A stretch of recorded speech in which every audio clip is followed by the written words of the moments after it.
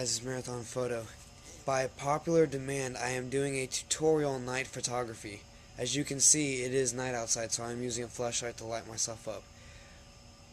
And that is perfect because I'm in my backyard right now. I'm seeing a lot of great clouds, and they're going to be perfect for it. A few things you need to know about night photography: slow shutter speed, uh, but an aperture of about f11 will do fine. Shutter speed about 30 seconds is the best for me, that I found, just depending on the light situation. And a kind of mid-ranged ISO, so you don't get the blotted effect or the pixely effect that you get with a very high ISO. And you also need a tripod with your camera, or it'll be all shaky. So to do this, you're gonna have to set it on full manual. You cannot do this in any auto, no program, no nothing, just full manual.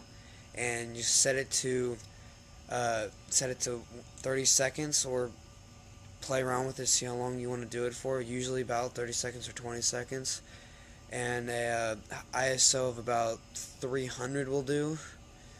Yeah, about 300, and an aperture of about f11.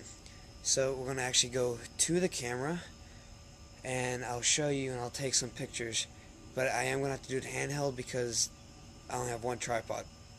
So let's get to it. So the camera is currently taking a picture. That's why I do not have the flashlight directly in it, because it is taking a long shot of the moon. It is on full manual, autofocus and everything's on manual. I have all the settings as I previously described, and you just heard it go off. And I will put the picture up of it on in a minute, once I'm done talking. But night photography is a very patient art. You do have to have a great deal amount of patience to do it, just because you gotta have long exposures, and I will go into more detail later on. So with this picture, this is the final product. You can see that with the 30-second exposure, the clouds are blurred a little bit. That is because the clouds were very fast moving, and with a 30-second exposure, you're going to get that. But I used a very low ISO, about 200, to get the level where it's not very grainy. And with that, the higher ISO you have, the more grainy it's going to get. So I prefer using a low ISO. And when you're doing this, the lower the ISO, the higher, longer shutter speed you have to have. And so that's why I use the 30 seconds. With the f11 as an aperture, you can see that it has everything in focus.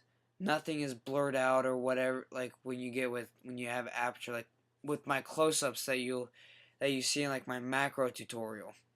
But on this, I think it was perfectly done. I haven't done anything to this, so this is the straight out of the camera picture, and it turned out pretty good. So